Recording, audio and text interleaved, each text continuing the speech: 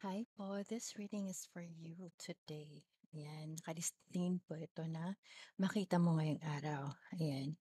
You have the Nine of Cups. Somebody is very hesitant to approach you, although this person really, really loves you, is devoted to you with the Knight of Cups, the Eight of Swords. Siguro nag-away kayo, walang kibuan. Or I feel this person is also at a distance, gustong mag-approach sa'yo pero nahihiya po. Ayan, Knight of Cups, you have the Eight of Swords, you have the Page of Cups, the High Priestess. Meron din po, this could be a person, a friend mo, classmate, or a special person na itatanong sa'yo kung ano na ba, kumusta na yung tinatanong niya, or kumusta na ba yung mga decisions mo in sa isang particular na subject topic. Ayan, you have the Knight of Swords, the Eight of Swords, the Page of Cups, the High Priestess. The High Priestess, you have the Chariot card. Um, wala ka namang wala ka namang confusion sa buhay mo. The High Priestess and the Chariot, kung ano man yung gusto mo sa buhay, like mag-focus muna sa career, then do it. If love is not a priority, then do it also. Um, if if feeling mo sayang kasi may special person ka ngayon and then nagkataon na kailangan mong pumunta ng abroad or tanggapin ng isang project, trabaho, priority mo is yung career.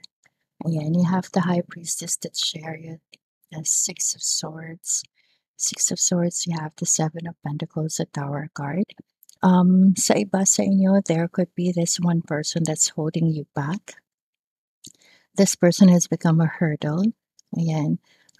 This person, siguro, I don't know if dalawang tao yung pinagpipilian mo. One is blocking your success here with the Six of Swords, this Seven of Pentacles.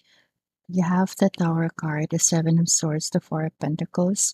In life, kailangan din i-check mo kasi importante din po yung financial aspect, hindi lang po puro love. Ayan, so kung right now sa buhay mo, if you're not, if you're kung love lang pinagbabasihan, hindi po yung financial aspect, baka maghihirap po kayo in the future. Let's say kung magiging married po kayong dalawa.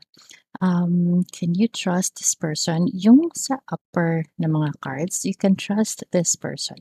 Pero kung dalawa yung pinagpipilian mo, yung pangalawang person, I don't think so.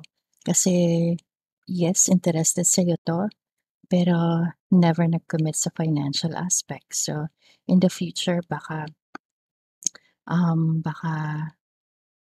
hindi magbibigay ng pera or sa kanya lang yung pera niya kapag married na kayo, ayan. So, the Chariot, the High Priestess, the Page of Cups, the Eight of Swords, the Knight of Cups, Four of Pentacles. Wala pa naman ako nakikitang na iba na opportunities na dadating. So, if you're looking for a job, wala pa akong makita dito. So, most probably hindi ka pa makakita ng job. Alright? So, accidents, wala naman po. Health issues, um, hindi lang nakakatulog siguro with the Eight of Swords. Alright? So, ingat po. Yun lang. And maraming salamat. Bye po.